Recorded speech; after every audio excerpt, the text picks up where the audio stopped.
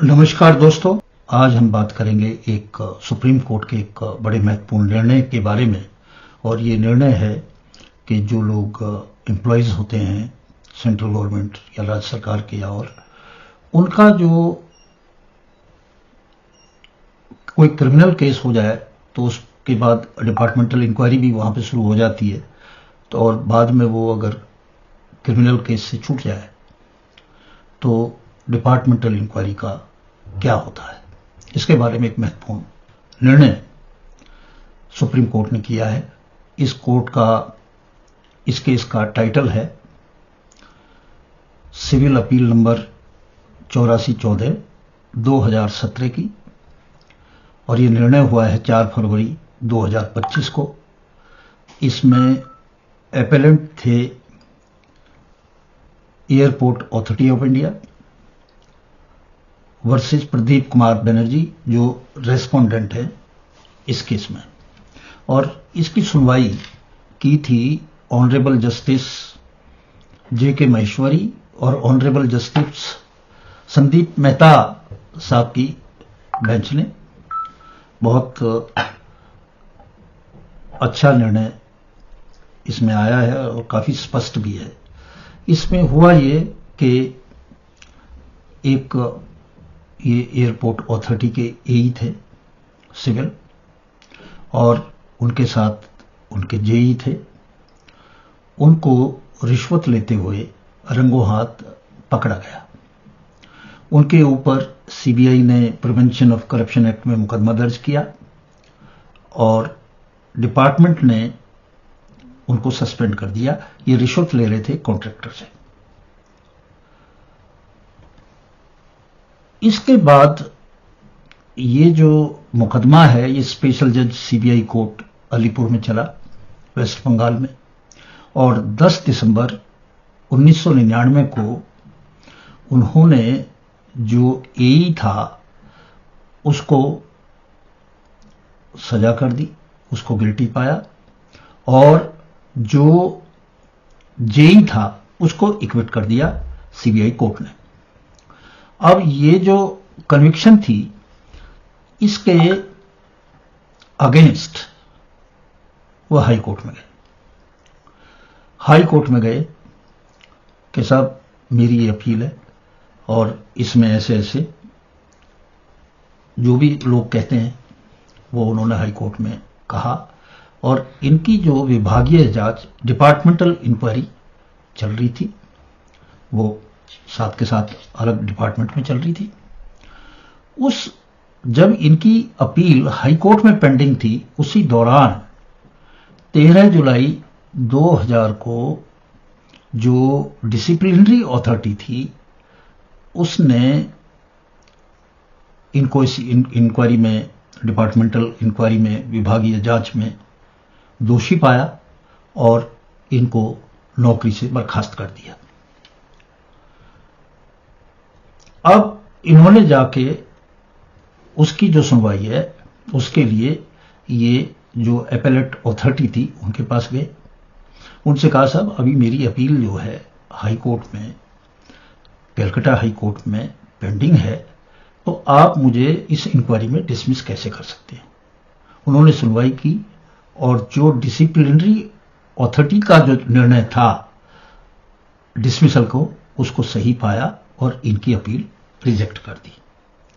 इसके ऊपर ये, इस डिसमिसल के ऊपर ये रिट की इन्होंने हाई कोर्ट में, और हाई कोर्ट में जो है एक ऑर्डर किया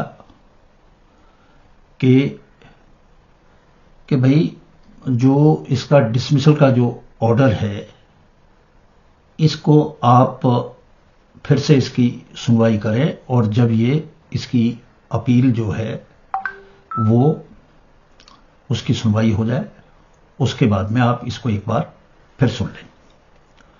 ये उन्होंने ऑर्डर किया।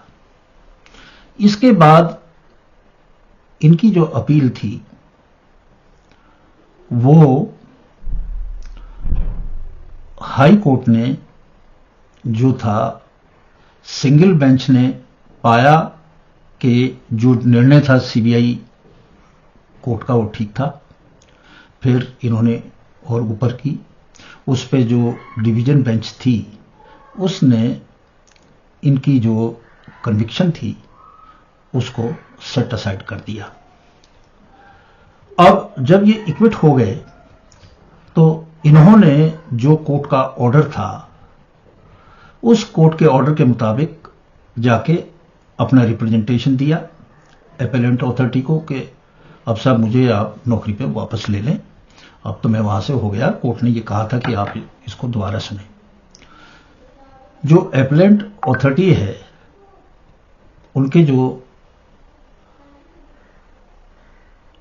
चेयरमैन हैं उन्होंने एक फ्रेश इंक्वायरी के ऑर्डर कर दिए कि और जो पहले ऑर्डर था डिसमिसल का उसको समाप्त कर दिया और फिर से इनको सस्पेंड कर दिया और इंक्वायरी के ऑर्डर कर दिए।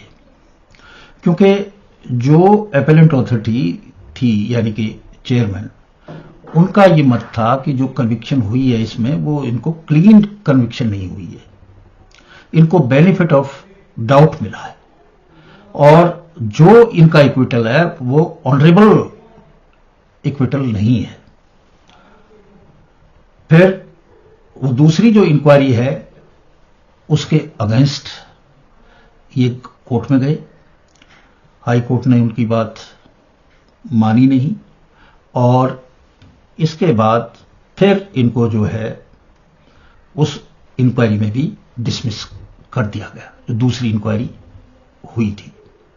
उस ऑर्डर के खिलाफ ये फिर कोर्ट में गए। कोर्ट ने जो सिंगल बेंच थी उसने कहा कि भाई सही है ये निर्णय, परंतु ये जो डबल बेंच का था उन्होंने इस ऑर्डर को रोक लिया, कहा कि इक्विटल हो गया। फिर उसके अगेंस्ट अथॉरिटी सुप्रीम कोर्ट में गई और उन्होंने जो है अथॉरिटी ने कहा कि साहब हमने इसको डिसमिस किया है इस दोनों के आधार है। तो इसमें जो बात हुई है वो ये बात हुई है जो खास है कि जब हम इंक्वायरी को देखते हैं तो उसमें जो स्टैंडर्ड ऑफ प्रूफ है इंक्वायरी का वो अलग है और क्रिमिनल केस का अलग है। जितने एविडेंस जितनी चीजें क्रिमिनल केस में जुटाई जाती हैं उतनी इंक्वायरी में नहीं जुटाई जाती। तो इसलिए जो है जो आपराधिक कार्रवाई है वो बियॉन्ड रीजनेबल डाउट अगर होगी उस साबित होगी तो ही उसको सजा होगी, जबकि विभागीय पूछताछ के लिए केवल संभावनाओं की प्रधानता की ही आवश्यकता होती है। तो प्रिंसिपल ऑफ प्रीपॉन्डरेंस की बात यहां पे कही गई और उन्होंने कहा कि आपको समझ यहां पे हाई कोर्ट ने गलती की है और ये जो डिफरेंस है उसको समझने की आवश्यकता है कि क्या कुछ क्रिमिनल केस के लिए चाहिए और क्या कुछ उसके लिए चाहिए, और अगर क्रिमिनल केस में इक्विटल हो गया तो इसकी वजह से आप डिपार्टमेंटल इंक्वायरी को रोक दें, ये कुछ भी नहीं है, ये गलत है, उसका अलग है और इसका ये चीज अलग है। तो एक अच्छा निर्णय आया जिसमें इन्होंने स्पष्ट कर दिया कि भाई जो डिसमिसल का जो फैसला था विभाग का वो बिल्कुल सही था, चाहे वो आपराधिक मामले में बरी हो गए परंतु उनको नौकरी से बर्खास्त करना बिल्कुल ठीक है और जो हाई कोर्ट ने उनको राहत दी थी वो गलत दी, इसकी जरूरत नहीं है। दोनों का एक बड़ा अच्छा जजमेंट है दोस्तों और इससे ये बातें काफी स्पष्ट होंगी। लोग कंफ्यूज हो जाते हैं, कहते हैं कि भाई क्रिमिनल केस चल रहा है तो डिपार्टमेंटल इंक्वायरी जो है उसको हेल्ड इन अबेंस कर दो उस पीरियड के लिए, और जब वो इक्विट हो जाए तो इसको भी बंद कर दो, इसको भी खत्म कर दो। तो ऐसा कुछ नहीं है, ना हेल्ड इन अबेंस होएगी, उस विभागीय जांच को रोका जाएगा। दोनों का ग्राउंड जो है वो डिफरेंट है और इसी के साथ आज मैं आपसे विदा लेता हूं। नमस्कार।